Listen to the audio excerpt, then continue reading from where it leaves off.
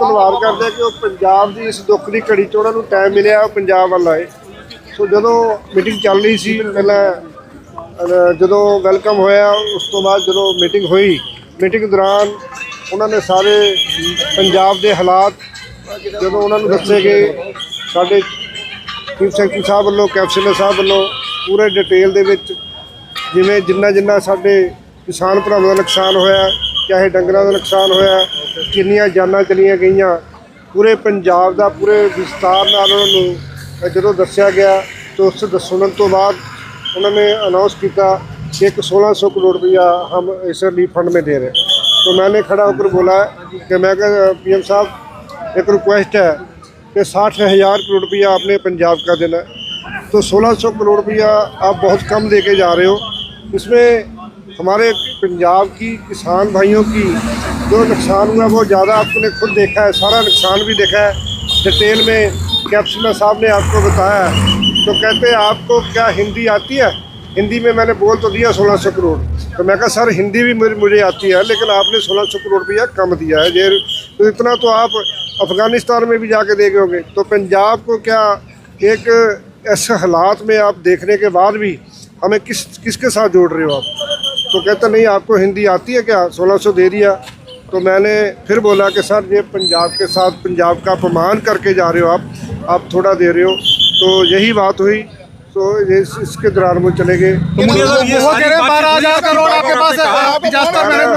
करोड़ की जी गल करते हो, जो पुराने की गल चल रही है वो असी पूरा लगाया होया लग्या होया जिन्ना भी पंजाब, पर हुण की दे के गए 60,000 करोड़ रुपया असी अपना मंग रहे हैं, साढ़े अपने पैसे चो कुछ नहीं दे के गए।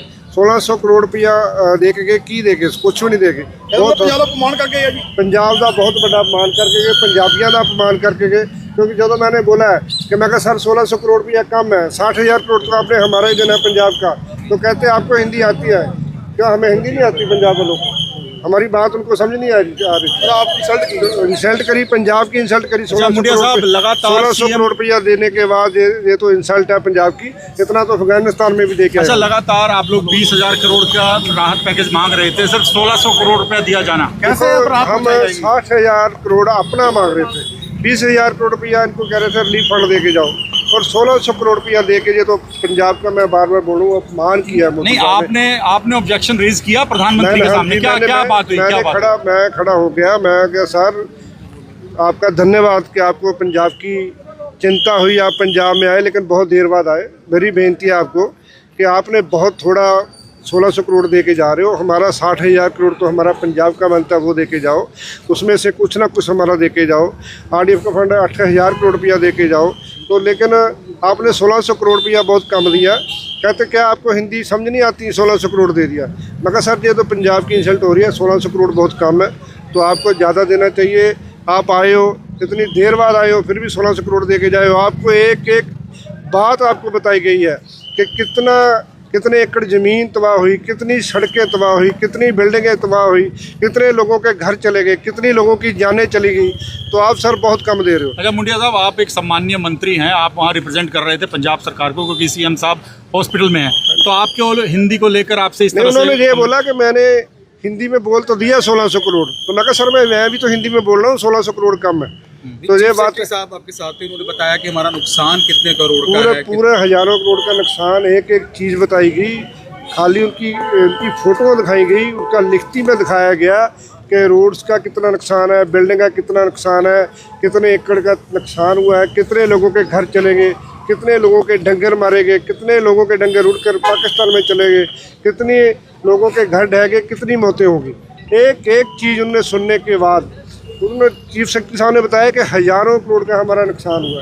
तो उनके बाद कहते हैं जी मैं 1600 करोड़ मैं देख कर आया हूँ, बहुत दुख लगा है, लेकिन ये इतना ही मैं दे सकता हूँ। लेकिन बीजेपी वाले ने कुछ नहीं, उल्टा हमें रोका कि भाई साहब अब हो गया, 1600 दे तो दिया और दे देंगे। 1600 दे दिया। रवनीर बिट्टू जी साथ में थे, मैं वो कहते मुंडिया जी 1600 करोड़ दी, मैं कहा मेरे को समझ आ रहा है 1600 दिया, लेकिन कम है। कहता और देंगे, मैं कहा अब आए आप दे के जाओ ना। तो ये बातें हुई है। अच्छा मुंडिया साहब, आप किसान जो आए हैं मिलकर, वो तो कह रहे हैं जी बहुत अच्छे से हमारी बात सुनी। देखो किसान पंजाब का दौरे पे आए, पंजाब के पीड़ित परिवारों को मिलने के लिए आए। पंजाब सरकार का कोई नुमाइंदा हमें बुलाया ही नहीं गया। पंजाब जो पीड़ित किसान है, पंजाबियों के किसानों को मिले ही नहीं है।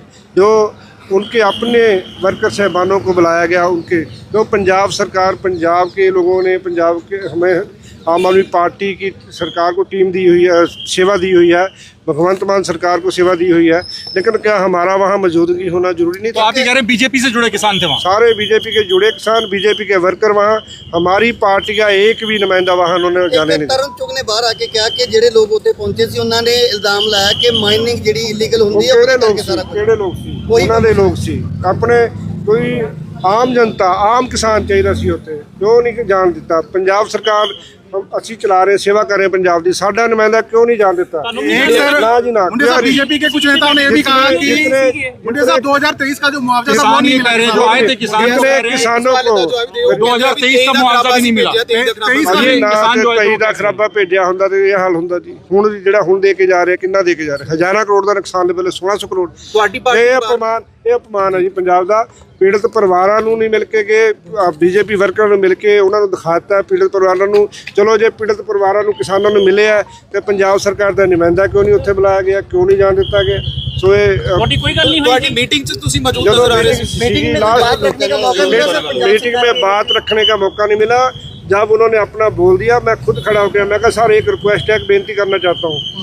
मैं रेवेन्यू मिनिस्टर हूँ, तो मैं कहा मेरे को मुख्यमंत्री साहब की तबीयत खराब है, कहते वो मेरे को पता है। मैं कहा मेरे को भेजा गया, तो बेनती है कि आप 1600 करोड़ बहुत कम दे के जा रहे हो। पंजाब हर जगह पे, चाहे देश की आज़ादी की लड़ाई हो, जहाँ भी देश ने ड्यूटी लगाई है, पंजाब ने आगे बढ़कर काम किया, सेवा करी है। और आज पंजाबियों की हालात आपने देखने के बाद भी आप 1600 करोड़ दे के जा रहे हो। हमारे वाला ही हमको दे जाओ, तो कहते देंगे, अभी तो थोड़े दिए, देंगे और जल्दी देंगे। 16, आपको हिंदी समझ आती है? मैं कहा सर हिंदी समझ, हिंदी में बोल तो दिया 1600 करोड़। मैं कहा सर इसलिए तो मैं खड़ा हुआ हूँ कि 1600 करोड़ काम है, तो ज़्यादा दे के जाना चाहिए। आप पंजाब का मान करके जा रहे हैं। लेकिन ऐसा आप कह रहे हैं बीजेपी नेताओं ने आपको बोलने नहीं दिया, चुप करवा दिया। देखो बीजेपी नेताओं ने चुप करा दिया आपको। कैबिनेट मिनिस्टर हूँ और हमें बोला कि आपको 1600 करोड़ समझ नहीं आया। 1600 करोड़ क्या, कुछ भी नहीं हुआ। 1600 करोड़ से क्या होगा? लोगों के घर बन तक नहीं बनेंगे, लोगों की जितनी जाने गई। ਨਹੀਂ ਮੁੰਡਿਆ ਸਾਹਿਬ ਇੱਕ ਮਿੰਟ ਆਪਾਂ ਨਾ ਥੋੜਾ ਬਰੀਕੀ ਨਾਲ ਚੱਲਦੇ ਆ। ਮੇਰੀ ਗੱਲ ਬੇਨਤੀ ਸੁਣ ਲਿਓ। ਅਸੀਂ ਇਹ ਸਵਾਲ ਉਹਨਾਂ ਨੂੰ ਕੀਤਾ ਸੀਗਾ, ਲੀਡਰ ਬਾਹਰ ਆਏ ਸੀਗੇ, ਉਹ ਕਹਿ ਰਹੇ ਆ ਕਿ ਜਿੰਨਾ ਕ ਐਡਮਿਨਿਸਟ੍ਰੇਸ਼ਨ ਨੇ ਸਾਨੂੰ ਲਿਖ ਕੇ ਦਿੱਤਾ, ਜਿੰਨਾ ਡੇਟਾ ਦਿੱਤਾ ਮੋਦੀ ਸਾਹਿਬ ਨੂੰ, ਉਸ ਹਿਸਾਬ ਦੇ ਨਾਲ ਅਸੀਂ ਪੈਸੇ ਜਿਹੜੇ ਆ ਮੋਦੀ ਸਾਹਿਬ ਨੇ ਟ੍ਰਾਂਸਫਰ ਕਰ ਦਿੱਤੇ ਕਰੋੜ ਜਾਣਗੇ। ਰੁਪਇਆ ਲਿਖ ਕੇ ਦਿੱਤਾ ਗਿਆ। ਠੀਕ ਹੈ, ਤੁਹਾਨੂੰ ਡਿਟੇਲ ਦੇ ਦਾਂਗੇ ਸਾਰੀ, ਕਿੰਨੀ ਡਿਟੇਲ 18000 20000 ਕਰੋੜ ਦਾ ਦਿੱਤਾ ਗਿਆ, ਜਿਹੜੀ ਡਿਟੇਲ ਦਿੱਤੀ ਗਈ। ਉਸ ਤੋਂ ਬਾਅਦ 18000 20000 ਕਰੋੜ ਦਾ 60000 ਕਰੋੜ ਤੇ ਪੰਜਾਬ ਦੇ ਲੈਣਾ ਉਹ ਦੇ ਦਿੰਦੇ। ਜੇ 1600 ਕਰੋੜ ਨਾਲ ਤੁਸੀਂ ਦੱਸੋ ਕਿੱਥੋਂ ਪੰਜਾਬ ਦੇ ਜਿਹੜੇ 2000 ਪਿੰਡਾਂ ਦਾ ਜਿਹੜਾ ਨੁਕਸਾਨ ਹੋਇਆ, ਸਾਡੇ ਹਜ਼ਾਰਾਂ ਭਰਾਵਾਂ ਦਾ ਜਿਹੜਾ ਨੁਕਸਾਨ ਹੋਇਆ, ਕਿੰਨੀਆਂ ਮੌਤਾਂ ਹੋ ਗਈਆਂ, ਕਿੰਨੀ ਜ਼ਮੀਨ ਤਬਾਹ ਹੋ ਗਈ, ਕਿੰਨੇ ਕੁਰਸੀਆਂ ਟੁੱਟ ਗਏ, ਕਿੰਨੀਆਂ ਸੜਕਾਂ ਪੰਜਾਬ नहीं ਦੀਆਂ मुंडिया बता- साहब आपको बोलने नहीं दिया गया, बीजेपी नेताओं ने चुप करा दिया जब आप प्रधानमंत्री मैंने से- बोला, प्रधानमंत्री जी को बोलने लगा तो सीधा पहले प्रधानमंत्री जी बोले हिंदी में, आपको समझ आती है क्या 1600 करोड़? मैं कहा सर इसलिए तो मैं बोला हूँ 1600 करोड़ का। ਮਜ਼ਾਕੀਆ ਤੌਰ ਤੇ ਕਿਹਾ ਤੁਹਾਨੂੰ ਕਿ हाँ, 1600 ਕਰੋੜ मजाकिया 1600 ਕਰੋੜ ਸਮਝ ਆਉਂਦਾ ਤੁਹਾਨੂੰ तो ਕਿੰਨਾ? रवनीत बिट्टू जी ने मना कर दिया कि 1600 भी छोड़ दे दिया और दे देंगे। तो मैं कहा इतने तो लगाओ कहते। लेकिन ये अच्छा पंजाब- एस्टीमेट कितना दिया था सर पंजाब सरकार ने नुकसान का? ये वो तो 60,000 तो आप कह रहे हो पेंडिंग है सर केंद्र के पास। 60,000 हमारा करोड़ पंजाब का बचा हुआ है। आज 20,000 करोड़ की पंजाब सरकार की तरफ से हमने मांग करी, तो उसमें 20,000 के बदले 1600 करोड़। ये तो पंजाब का मान है, अब मान है, इससे ज़्यादा तो अफगानिस्तान आप जारी करेंगे कितने नुकसान की लिस्ट आपने दिखाई थी आज पीएम को? जारी ਕਹਿੰਦੇ ਹਰ 12 ਕਰੋੜ ਖਾਤੇ ਦੇ ਵਿੱਚ ਸਿੱਧੇ ਪੈਸੇ ਆਉਣ। ਇਹ ਵੀ ਜਿਹੜੇ ਕਿਸਾਨ ਇਹਨਾਂ ਨੂੰ ਮਿਲੇ ਨੇ, ਜਿਨ੍ਹਾਂ ਨੂੰ ਤੁਸੀਂ ਬੀਜੇਪੀ ਵਰਕਰ ਕਹਿ ਰਹੇ ਹੋ, ਉਹ ਕਹਿ ਰਹੇ ਕਿ ਸਾਡੇ ਸਿੱਧੇ ਖਾਤੇ 'ਚ ਪਾਏ ਜਾਣ, ਪੰਜਾਬ ਸਰਕਾਰ ਮੈਂ ਨੂੰ ਕਹਿੰਦਾ ਦਿੱਤੇ ਜਾਵੇ। ਪੀੜਤ ਪਰਿਵਾਰ ਹੀ ਸੀਗੇ ਤੇ ਕਿਸਾਨ ਆਮ ਆਦਮੀ ਪਾਰਟੀ ਦੀ ਸਰਕਾਰ ਦਾ ਨੁਮਾਇੰਦਾ ਕਿਉਂ ਮੌਜੂਦ ਨਹੀਂ ਕੀਤਾ ਉੱਥੇ, ਕਿਉਂ ਨਹੀਂ ਖੜਾ ਹੋਣ ਦਿੱਤਾ? ਕੋਈ ਸਾਡਾ ਲੀਡਰ ਨਹੀਂ, ਕੋਈ ਸਾਡਾ ਵਰਕਰ ਨਹੀਂ, ਚੁਣ ਕੇ ਆਪਣੇ ਬੰਦੇ ਖੜਾ ਕੇ ਉਹ ਆਪਣੀ ਰਿਕੁਐਸਟ ਕਰਦੇ ਹੋਏ। ਤੇ ਇਦਾਂ ਫਿਰ ਜੇ ਇਦਾਂ ਹੀ ਮੀਟਿੰਗਾਂ ਕਰਨੀਆਂ ਸੀ ਫਿਰ ਦਿੱਲੀ ਮਾਈਨਿੰਗ ਦਾ ਜ਼ਿਕਰ ਕੀਤਾ ਜੀ, ਫਿਰ ਮਾਈਨਿੰਗ ਦਿੱਲੀ ਦਾ ਜ਼ਿਕਰ ਦਿੱਲੀ ਉੱਥੇ ਕੋਈ ਸਾਡੇ ਕੋਲ ਕੋਈ Illegal mining ਵਾਲੇ ਦੀ ਬਾਤ ਫਿਰ ਜੇ ਇਹੀ ਗੱਲਾਂ ਕਰਨੀਆਂ ਸੀ ਉਹਨਾਂ ਨੇ ਬੀਜੇਪੀ ਵਰਕਰਾਂ ਨਾਲ ਹੀ ਪੀੜਤ ਪਰਿਵਾਰਾਂ ਨੂੰ ਮਿਲਣਾ ਸੀ, ਫਿਰ ਦਿੱਲੀ ਮਿਲ ਲੈਂਦੇ, ਫਿਰ ਇਹਨਾਂ ਡਰਾਮਾ ਕਰਨ ਦੀ ठीक है सर, ठीक है, थैंक यू। ਬਹੁਤ ਬਹੁਤ ਧੰਨਵਾਦ।